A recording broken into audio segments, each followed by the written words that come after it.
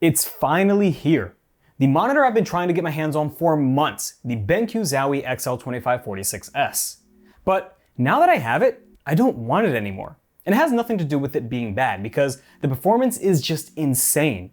But rather this email I get from BenQ 5 days after I purchased it, which says, "Hey, you know this monitor you just bought? Yeah, we discontinued it because we're announcing a newer version on September." What? I can understand getting this email 6 or 7 months from now for a yearly cycle, but 3 months after release? When I saw this, I was confused, and I've heard a bunch of reasons why they're doing this, such as poor uniformity, which I've definitely had on my model, but I doubt that's the reason. Then there's people saying that the improvements on the XL2546S are about 3 to 4% better than the XL2546, which is marginal, and I can see why that would make sense, but you'd think that they would have noticed and done something about it before officially releasing the monitor. Then there's Zowie support responding to a Reddit post claiming that the XL2546S is facing production shortages because of the pandemic, which doesn't make sense for 2 reasons. The XL2540, 2546, and 2746S don't seem to have any issues being in stock, and they're basically the same monitor, with the 2746S being the biggest of the bunch. And 2, that would go against not only the email that everyone got from Zowie, which again states that there's a newer model coming, but also this response that Blurbusters forum member Dirty Scrubs got from a Zowie employee when asked about the discontinuation, stating, quote, "We are working on another option for the XL2546 series that will be released soon and will offer very similar benefits to the XL2546S. Because of this, we decided to stop production of the XL2546S and dedicated resources to the newer version." End quote. It's all over the place. Now, why bring this up? Well, while I am an aspiring YouTuber, my channel is still small and no one sends me anything to review. Because of that, I buy things with my own money, and if I think it's a worthy enough upgrade, I keep it, and if not, I return it. I just do reviews for the fun. And from a consumer perspective, not only am I conflicted on whether I should keep it or return it for the newer model when it comes out, but so are many of you guys. Zowie releases a new monitor, then 3 months later they discontinue it and say there's going to be a newer model which will replace this? I'm sure some of you would feel some kind of way if the newer version ends up being noticeably better than the XL2546S and you didn't return it for the new one. Again, I get refresh cycles, but 3 months is not your standard refresh cycle for a gaming monitor. Personally, I get the feeling like there's something wrong with this monitor and we're just not being told. But maybe, just maybe I'm blowing this way out of proportion and thinking of this way more than I should, but hopefully we'll know about it in September. Regardless of all that though, this monitor's performance is absolutely bonkers and you will not be disappointed if you are a super competitive or an aspiring esports player. Let's start with the response time because that's really the hype surrounding this monitor. Zowie claims that the XL2546 has a response time of 0.5 milliseconds, but does it really though? We'll start with both the AMA, or Advanced Motion Acceleration off, which is their overdrive, and their DIAC Plus off, which is their ELMB or Extreme Low Motion Blur, and move up from there. With AMA off, it really doesn't look like anything special. To give you some context, here's the Asus VG259QM at 280Hz with their overdrive off, and the BenQ Zowie XL2540 at 240Hz with its AMA off. It actually looks like the 2540 and the Asus do a better job than the XL2546S, though all these perform about average, and that's what I would expect for a 240Hz gaming monitor, and in this case 280Hz for the Asus. Moving the AMA from off to high, we see noticeable improvements, but again, nothing special, as well as the addition of some overshoot, but nothing drastic, and it isn't enough to ruin the visual experience. For those that are not familiar with why this happens, when you're applying a higher level of overdrive, you're applying more voltage to the pixels so they can change colors quicker. When you apply too much, which in this case I can't really fine tune anywhere between high and off, the pixels change colors too fast and shoot past the color they're supposed to be, hence the name overshoot.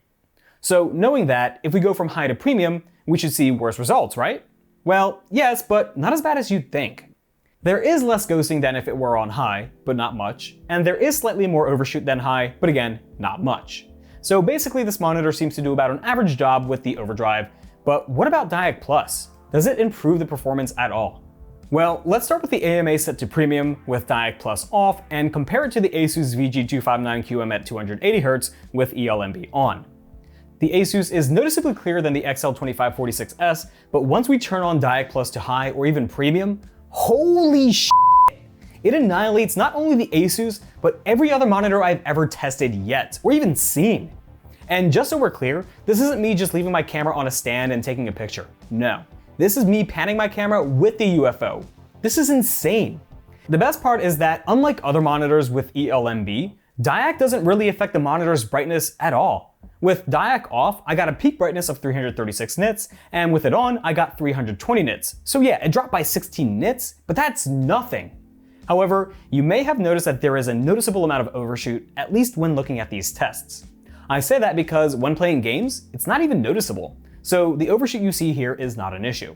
Another thing about DIAC Plus is that when enabled, it tints the screen to a greenish tint, but again, that's not an issue. You can easily adjust the monitor's color settings to have less green light to counter that. Now we're not done with DIAC just yet though, because let's just say you're playing a game that dips down to 144 frames, or the game caps you around that, kind of like Escape from Tarkov. Does it look as impressive, or does it turn into hot garbage and only work well at 240 Hz? Well, let's see. At 144 Hz with AMA set to premium and with DIAC Plus off, this is what we get. Compare that to the Asus at 120 Hz with 60 overdrive. The Asus looks slightly worse, but not big enough to be able to tell the difference when you're playing games. Turning on ELMB on the Asus gives great results, lowering the ghosting and having a lot more clarity, but it's no match for the Zowie with its DIAC Plus set to premium, where it dominates the Asus once again. The domination doesn't even stop there, because the Zowie allows you to use DIAC Plus as low as 60 Hz, which I've never seen on any other monitor with ELMB. This is the Zowie at 60 Hz with AMA set to premium and with DIAC Plus off, which produces average results, and this is with DIAC Plus set to premium. Freaking insane! So no matter the refresh rate, you'll be getting fantastic improvements and you will absolutely not be complaining at all. And this is great for you console peasants that are locked at 60 Hz, for now. By the way, if overshoot bothers you, you can simply turn off the AMA while keeping the DIAC Plus set to premium, and you'll basically replace the overshoot with ghosts. Now that that's over, what else can this display do that'll blow my mind? Well, gamut coverage and color accuracy, but not for the same reason. As soon as I turned on this monitor, I knew something was off, and off it was. By default, the gamma was set to the lowest setting and the black equalizer, among other things, were cranked, so I immediately changed that. But even with that, color still looked weird. So the first thing I did with this monitor was check to see how far off color accuracy was, and my god, look at that chart! On my unit, the uncalibrated Delta E average was 12.01. 12.01! You could play darts blindfolded, be spun around multiple times to throw you off from where you're supposed to look, and you'd still throw darts more accurate than this monitor produces colors. I have never seen something this bad in my life. This is too far off from being able to be saved without a colorimeter, like the X-Rite i1 Display Pro I'm using, link in the description.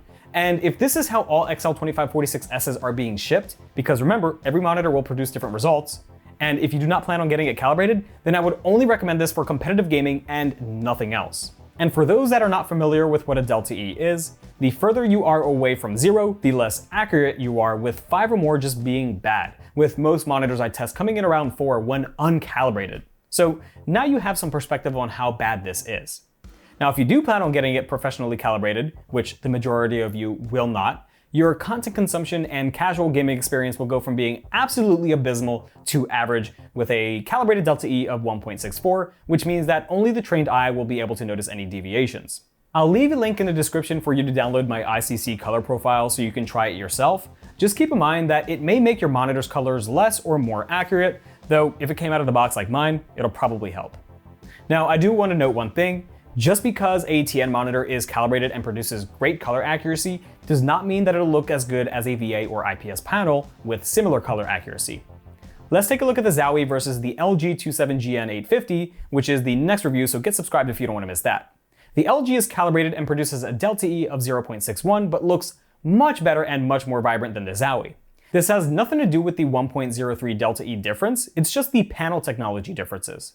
Some of you may not care about this, but I do want to point this out for the people that do care. Now, when it comes to gamut coverage for the Zowie, that was about average. It covers 93% of the sRGB color space, which isn't 100% but is not far off and I doubt you'll be complaining. Covers only 68% of Adobe RGB and 73% of the DCI-P3 color space. So this is definitely not a monitor for professionals or even amateur creators. Viewing angles also weren't great, but again, that is the nature of a TN panel. It does less than ideal on the sides, adding an orange tint, all right on the top, giving a slight oversaturated effect, and horrible at the bottom, discoloring the image completely. And lastly, I want to talk about the absolute terrible uniformity. Just look at it. Need I say more? Now I know a lot of you will dismiss this monitor for its poor overall content consumption experience, but none of that matters to me or other super competitive players, being that we mainly care about having the best gaming performance. Speaking of, how well is the black equalizer? Before that, if you're not already familiar with what that is, a black equalizer is a color engine technology that should only alter the gamma of black and gray shades of colors so you can easily see enemies in darker areas such as shadows. I say should because not all monitors with a black equalizer do it this way. Some apply a white or gray filter on top of whatever image you're looking at, which usually gives pretty bad results, but was that the case with the Zowie? Let's find out.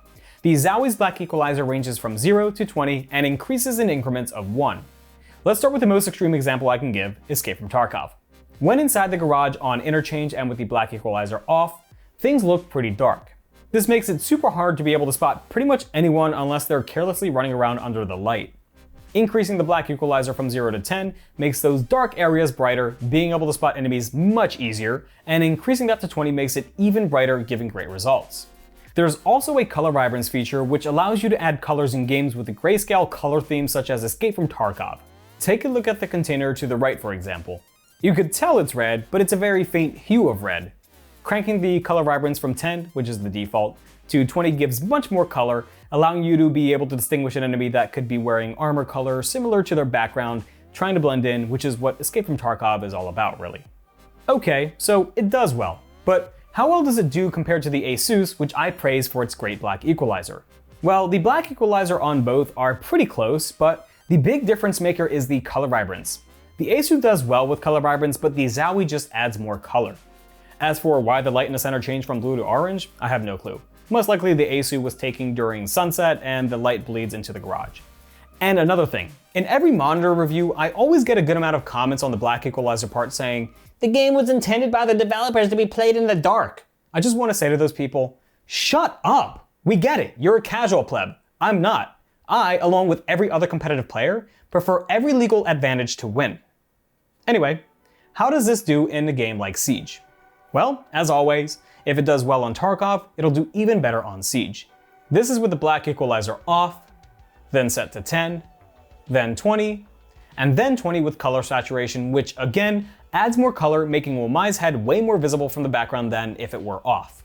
By the way, in most of my monitor reviews and all of my upcoming ones, I always have Wamai hiding somewhere in the scene, checking to see if anyone can find him before I reveal him. So if you found him before the reveal, let me know. Next is the OSD, or on-screen display.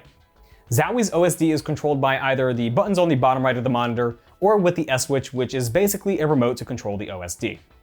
You can go up or down by scrolling the scroll wheel up or down, push it in for enter, and back for back. Starting with the game menu, you have things like your Diac Plus, black equalizer, and color vibrance, which we already talked about. We also have low blue light, which lowers the amount of blue light, and instant mode, which reduces input lag. It doesn't say by how much, but I notice no difference with it on versus off. Probably because it's less than a millisecond different, but I'll keep it on because it seems like there's no point of not having it on. The next menu is picture, which lets you change which picture mode or profile you're on. Then you have your brightness, contrast, sharpness, gamma, color temp, and AMA or response time. And this is all the obvious stuff we already talked about. What's not so obvious is color weakness, which adjusts the red or green that the monitor displays, possibly for the colorblind, but I'm not sure because there's no manual in the box or online. And then lastly, you have dynamic contrast. The best part about having the S switch is that you have these 3 profile buttons down here, which lets you save up to 3 profiles. So for example, I have one for my content consumption, one for gaming, and the last one is also my content consumption, but with a super low brightness when it's dark in my room and the lights are off, so I don't get a headache. This makes it super easy to switch profiles rather than having to go to the OSD menu and spend an extra 5 or so seconds each time you want to switch. Though I would have liked to see Zowie add something like Dell with their display manager, where you're able to set specific profiles whenever a specific program is in the foreground, which requires 0 effort after setting it up, but maybe in the future. Okay, now that we got all the big stuff out the way, let's talk about some of the smaller stuff. The XL2546S is a 24.5-inch 1080p 240Hz display with a pixel density of 89 ppi or pixels per inch, so you won't have any giant noticeable pixels like you would with, say, the XL2746S or just any other 27-inch 1080p display. The peak brightness, as I mentioned earlier, is 336 nits with a contrast ratio of 958:1. It has FreeSync Premium, at least according to the OSD, because Zowie's website or even DisplaySpecifications.com had no mention of the adaptive sync technology at all. In terms of input lag, I have no actual data since I don't have a tool that can test this at 240 Hz. And as I mentioned earlier, I noticed no difference with the instance mode on versus off, but what I can say is it feels just like any other 240 Hz gaming monitor. It's super responsive and instant, and I have zero complaints. Design-wise, nothing's changed. The whole thing is super dark gray with a touch of red trim here and there, though one thing I noticed is that the XL2546S has a grainy finish compared to my XL2540's smooth finish. Other than that, it looks identical to my XL2540 and even the XL2546S, having the same side bezels at 13mm thick, with the top bezels being about 1 or 2mm thinner, and the same chin at 18mm thick. The base is still made of metal while being covered in plastic, taking up very little desk space because of its shape. The monitor itself is made out of plastic with this cool looking pattern. A nice thing is that if you're the type of person who travels with your setup, you have these adjustable markers that allow you to know how you want the monitor positioned when you're setting up.